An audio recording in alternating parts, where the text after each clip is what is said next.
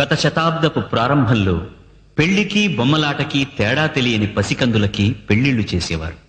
అంతేకాదు, ఆడపిల్లల్ని అంగడిలో బొమ్మల్లా కన్యాశుల్కం పేరుతో ముసలివాళ్లకి సైతం అమ్మేవాళ్లు.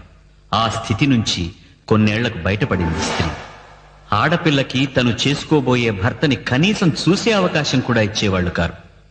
భర్త ఎలాంటి వాడైనా ఆడది చచ్చినట్టు భరించాల్సిందే. మరి కొన్నేళ్లకి ఆ దుస్థితి నుంచి కూడా బయటపడింది. పెళ్లి చూపుల సంస్కృతి మొదలైంది. ఈ తంతు అమ్మాయిని అబ్బాయి ఎంపిక చేసుకోవడానికే కాని అమ్మాయి ఇష్టాయిష్టాలు తెలుసుకోవడానికి కాదు. ఇంకొన్నేళ్లకి ఈ స్థితి నుంచి కూడా బయటపడింది. పెళ్లి కొడుకు తనకు నచ్చకపోతే నచ్చలేదని చెప్పే స్థాయికి ఎదిగింది. అయితే తల్లిదండ్రులు తెచ్చిన సంబంధాలలో ఎవరో ఒకరిని చేసుకోక తప్పేది కాదు. మరి కొన్నేళ్లకి ఆ స్థితి నుంచి కూడా బయటపడింది.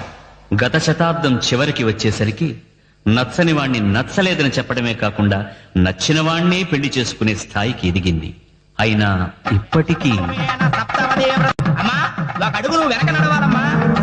తను కోరుకున్న వాణ్ణే చేసుకున్నప్పటికీ భర్త కన్నా భార్య అన్ని విషయాలలో ఎప్పుడూ ఒక అడుగు వెనకే ఉండాలని శాసిస్తోంది ఈ పురుష సమాజం.